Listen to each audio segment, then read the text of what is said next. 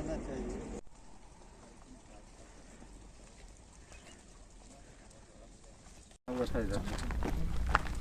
जैसे अभी भी যে ঘটনা সেই ঘটনার ফলে পৌঁছে যাওয়ার যদিও খুবই বিপদজনক জায়গা এবং কিভাবে জীবনের নিয়ে এই যে যারা করতে হবে তারা सीएल की क्लोज्ड माइन है, 2 साल पहले वो बंद हो चुकी है। उनको जो माइंस एक्ट के और डीजीएमएस के रूल्स एंड रेगुलेशन है उसके हिसाब से क्लोज्ड माइंस को उनको भरना है।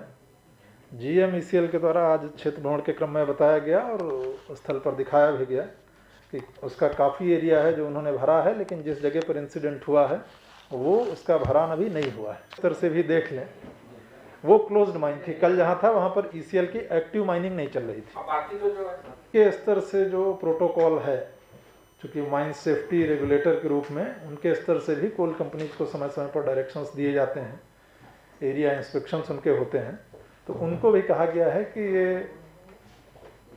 अनऑथराइज्ड एंट्री जो होती है, चूँकि उसमें थ्रेट टू लाइफ रहता है, तो वो भी इस एंगल से देखें कि अगर कोई इस तरह के इश्यूज हैं तो उनको अपने विधिवत ऑब्जेक्शन में रेज करें और उनका कंप्लायंस इंश्योर कराने के लिए जो जरूरी है वो जरूरी कार्रवाई करें। अभी आज ईसीएलजीएम के द्वारा बताया गया कि बड़ी संख्या में लोग आ जाते हैं, तो जिनको स्थानीय उनकी जो सेफ्टी टीम होती है उसके लिए संभालना मुश्किल होता है। लेकिन ऐसे मामलों में सिर्फ स्थानीय पुलिस का सहयोग लेके उनको वापस कर देना, हटा देना पर्याप्त नहीं है, क्योंकि जब पुलिस बल वहाँ जाता है तो लोग चले जाते हैं, फिर पुलिस बल वापस आ गया फिर वो वापस चले जाते हैं। तो ऐसे मामलों में अगर सिक्योरिटी के साथ मारपीट, लड़ाई झगड़ा करने की, फोर्स्ड रूप से एंट्री करने की, उनकी जो सिक्योरिटी टीम उनके समझाने के बाद भी वापस नहीं जाने के केसेज होते हैं, तो उसमें स्पष्ट डायरेक्शन दिया गया कि उसको आप एफआईआर दर्ज करें, क्योंकि ऐसे मामले में जान माल की संभावना का खतरा रहता है।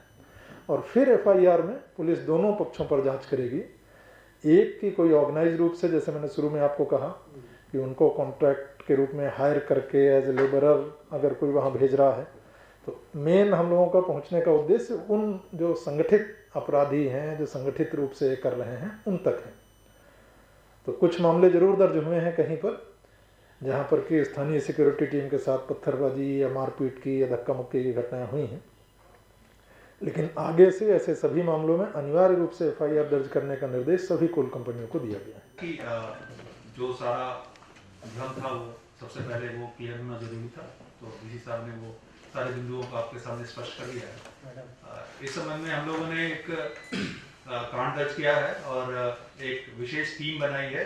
एसपी रूरल के नेतृत्व में एक एसआईटी का गठन किया गया है, जो हर एक बिंदु इस घटना से संबंधित जितने भी बिंदु हैं हर एक बिंदु पर ये जांच करेगी और जो हमारी प्रशासनिक कार्रवाई और लीगल कार्रवाई जो होनी है उस कार्रवाई को सुनिश्चित कराएगी। डीसी साहब ने आप लोगों को स्पष्ट किया है जो सारे बिंदु थे, जो जितने तथ्य सामने आए हैं और जो स्थिति है वो स्पष्ट किया गया है।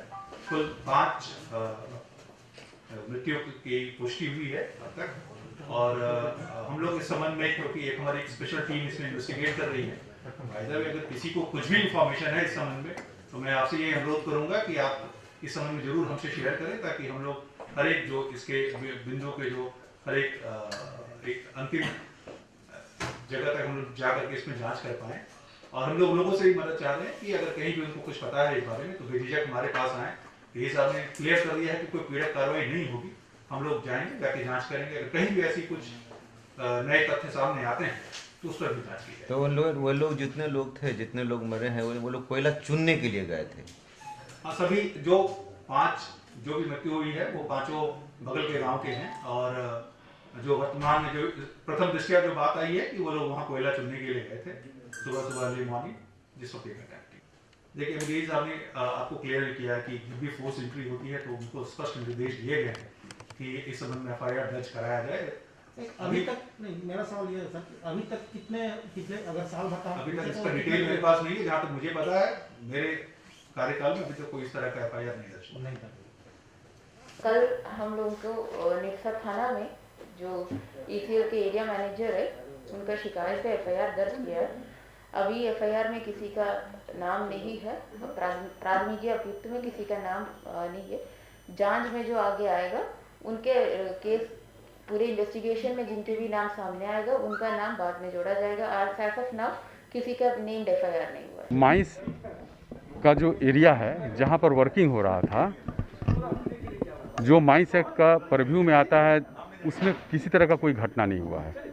जहाँ पर लीगल वे में काम कर रहा था वहाँ कोई घटना नहीं हुआ है।